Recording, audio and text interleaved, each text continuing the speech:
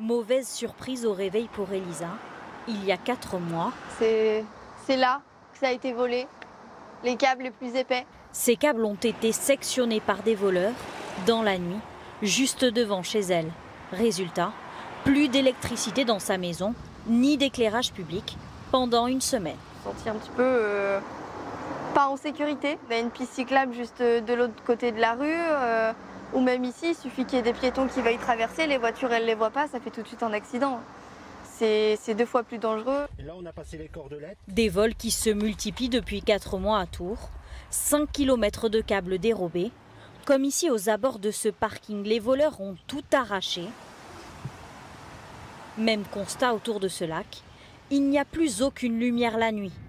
Des problèmes de sécurité pour les habitants et la mairie, mais surtout des réparations qui ont un coût. Vu l'étendue des travaux qu'il faut mettre en œuvre pour réparer, au minimum, c'est 70 000 €. Au maximum, ça peut monter à beaucoup plus, plusieurs centaines de milliers d'euros. Une enquête est en cours pour identifier les voleurs. Tous agissent dans des lieux isolés sans vidéosurveillance. De quoi se faire de l'argent facile. C'est facile à dérober, ça peut se faire assez vite et c'est quelque chose de très rentable. Alors ils ont différentes manières de les écouler, il y a des marchés parallèles, parfois jusqu'à l'étranger. On a eu une affaire par exemple récemment dans l'Aube avec un individu qui avait écoulé du matériel jusqu'en Belgique.